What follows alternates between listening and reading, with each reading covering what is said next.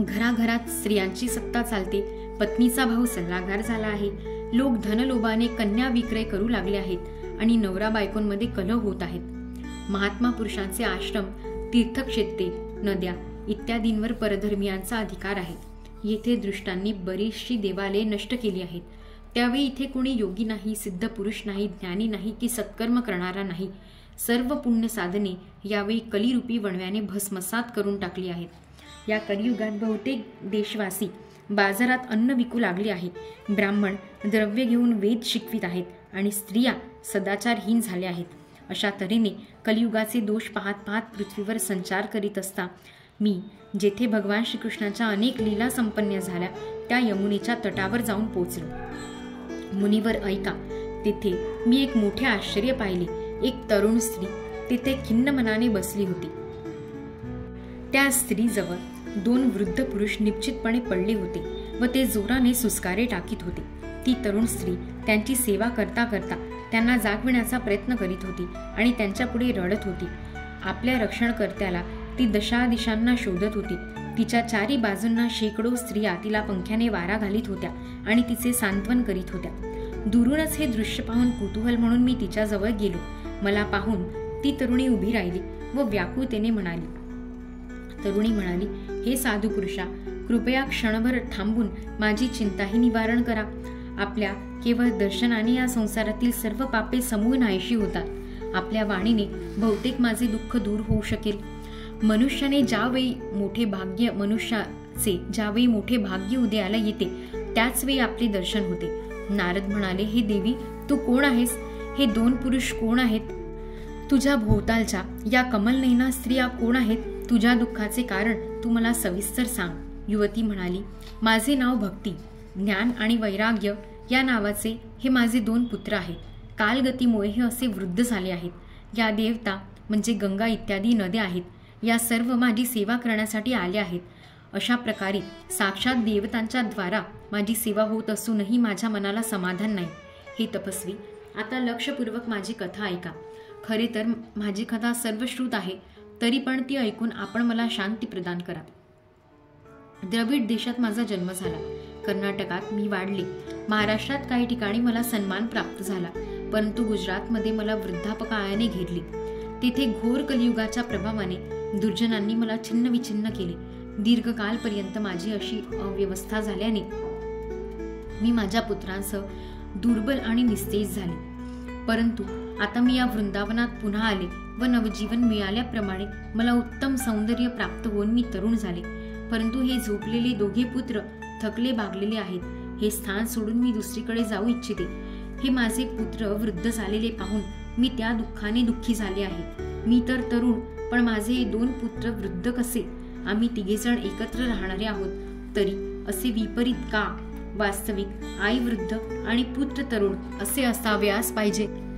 अशा स्थितीचे मला आश्चर्य वाटत असल्याने मी शोकमग्न आहे। आपण बुद्धिमान आणि योगी आहात, म्हणून हे असे का याचे कारण मला सांगा। नारद म्हणाले, साध्वी, मी माझ्या हृदयातील ज्ञान दृष्टीने तुला संपूर्ण दुःखाचे कारण जाणण्याचा प्रयत्न करतो। तुला दुःख करण्याचे कारण नाही। श्रीहरी तुझे कल्याण करतील।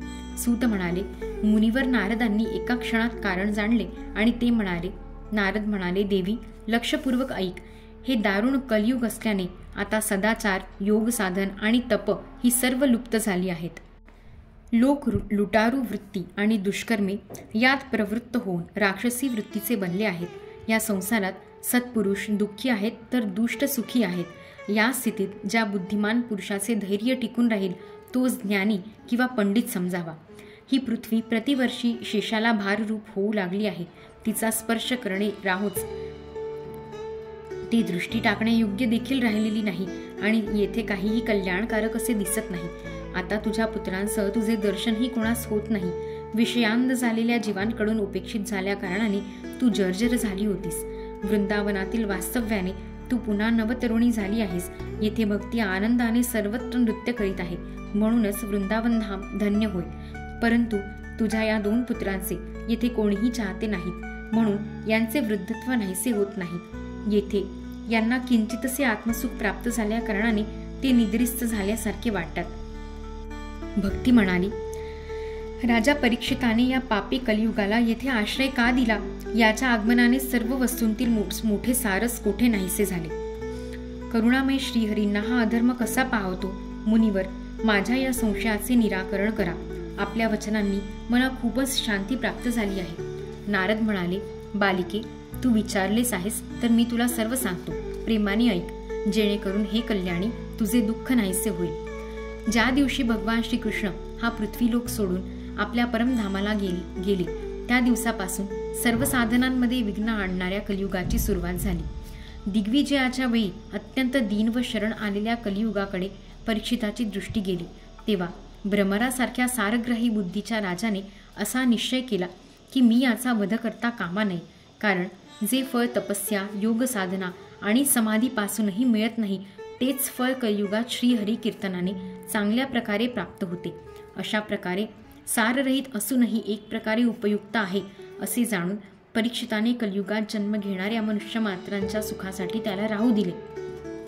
यावेळी लोक निंद्य कर्मात प्रवृत्त झालेले असल्यामुळे सर्व वस्तूंमधील रस नाहीसा झाला असून सर्व पदार्थ बी नसलेल्या भुशासारखे झाले आहेत. ब्राह्मण केवळ धनधान्याच्या लोभाने घरोघरी प्रत्येकाकडे जाऊन भागवत कथा कथन करू लागले आहेत. त्यामुळे कथेचे सार निघून गेले आहे.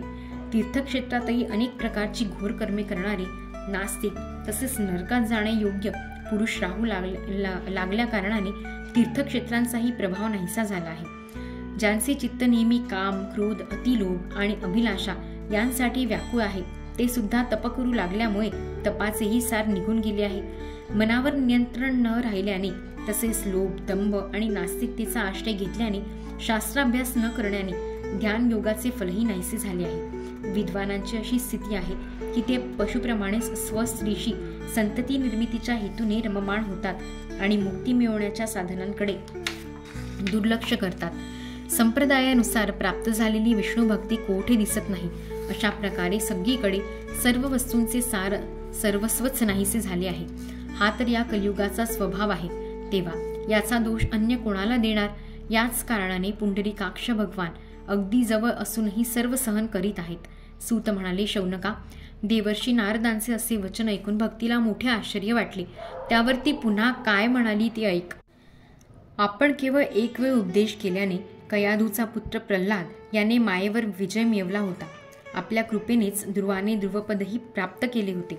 आपण सर्व मंगलाचे मंगल तसेच साक्षात ब्रह्मदेवाचे पुत्र आहात. मी आपणास नमस्कार करते.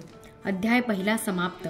इति श्री पद्मपुराणे उत्तरखंडे श्रीमद्भागवत महात्म्ये भक्ती नारद समागमो नाम प्रथमोऽध्यायः. श्रीकृष्णार्पणमस्तु. कशाला दिला जन्मते हि कळेना, करावे परी काय तेहि सुचेना. जावो न जीवन परी माझे वाया, क्षमा कर श्री सद्गुरु राया. श्री सद्गुरु